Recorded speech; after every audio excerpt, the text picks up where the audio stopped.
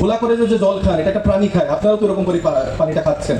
এই যে চুপ্পুকে নিয়ে যে এতদিন এত নাটক করলেন, এই নাটকের এই যে শেষ 5-6 মাস পরে যে মঞ্চায়নটা করলেন, মঞ্চস্থটা করলেন, এটা কেন করলেন?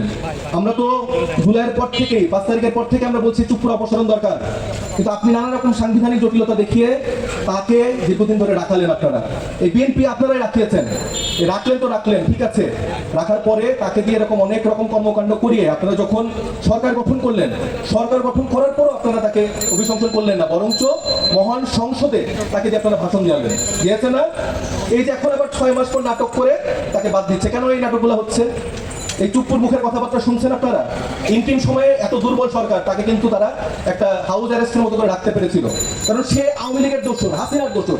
এই লোককে কোনোভাবে তো ছাড় দেওয়ার সুযোগ নেই, তাকে ডিরেক্ট গ্রেফতার করতে হবে, অ্যারেস্ট করতে হবে। তাকে অ্যারেস্ট করে আপনি লন্ডনে চিকিৎসার জন্য আমোদ ছুটি করতে পাঠাচ্ছেন। এই আমোদ ছুটি করার জন্য তো বাংলাদেশের এই আপামর জনগণ, এই শ্রমিক শ্রেণী আপনাদেরকে রাইটটা দেয় নাই, এই ম্যান্ডেটটা আপনাদেরকে দেয় নাই।